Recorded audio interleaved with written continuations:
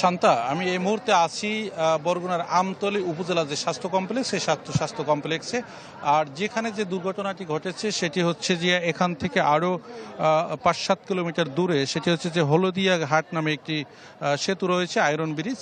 সেই ব্রিজটি ভেঙে পড়েছে এবং যেখানে এখন পর্যন্ত আমরা যে খবরটি পেয়েছি, যদিও সেখানে একটু কেউ 9 জন বা কেউ 10 জন, এবং সেই যে মাইক্রোবাসটি পড়েছে সেই মাইক্রোবাসটি কিন্তু এখনও সেই খালের ভিতরে পড়ে আছে এবং যেটি স্থানীয় যে চেয়ারম্যান আসাদুজ্জামান মিন্টু মল্লিক যে বিষয়টি জানিয়েছেন যে সেই গাড়ির ভিতরে এখনও লোক আছে এবং ফায়ার সার্ভিসের যে টিম সেখানে তারা সেই উদ্ধারের জন্য গিয়েছে। এবং এখানে এই হাসপাতালে ইতিমধ্যেই 9 জনের যে মরদেহ সেটি হাসপাতালে নিয়ে আসা হয়েছে এবং এর ভিতরে নারীরাও রয়েছে। এবং হাসপাতালে আসলে এই মুহূর্তে ভিতরে প্রবেশ করার মতো আসলে পরিবেশ নেই, কারণ এখানে যে স্থানীয় যে লোকজন বা উৎসুক জনতা তারাও কিন্তু আসছেন। এবং এই যে যারা আসছেন তারা কিন্তু যে আমতলীতে হচ্ছে যে বরের বাড়ি হচ্ছে আমতলী, এবং সেই আমতলীতে মেয়ে পক্ষের লোকজন যারা হচ্ছে মাদারীপুরে তাদের সকলের বাড়ি, এবং তারা এখানে তারা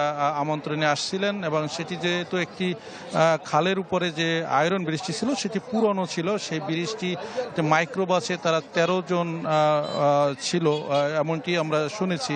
এবং তারা যখন সেই আয়রন ব্রিজটি তারা পার হয়ে যেতেছিল সেই ব্রিজটি ভেঙে কিন্তু সেই খালের ভিতরে, এবং খালটিও যদি একটি বড় খাল, এবং সেই খালের ভিতরে পড়ে যাওয়ার কারণে সেখান থেকেই কিন্তু তারা নিহত হয়েছে। এবং একটি মর্মান্তিক যে আসলে ঘটনা, যে আমরা আসলে কেউ বলছেন যে তার পিছনে আরও একটি অটো ইজি বাইকও ছিল, তো সেটিও আসলে আমরা এখন পর্যন্ত আসলে সঠিক তথ্য এখনও আমরা পাইনি। হয়তো আমাদের সর্বোপরি আমাদের এখানে যে যারা আত্মীয় স্বজন রয়েছেন বা তাদের যেহেতু তাদের সকলের বাড়ি মাদারীপুরে এবং শরীয়তপুরে, যার কারণে তাদের যে স্বজন সেই স্বজনরাও এখন পর্যন্ত সবাই এখানে আসেননি। তো আমরা হয়তো একটু পরে আপনাদেরকে জানাতে পারবো যে আসলে কি হয়েছিল এবং কতজন মারা গেছে, নিখোঁজ রয়েছে, সকল তথ্য হয়তো আমরা একটু পরে আপডেট জানাতে পারবো। নগদের কাছে সব গ্রাহকই প্রিয়, তাই তো সারা দেশে ক্যাশ আউট চার্জ সবচেয়ে কম।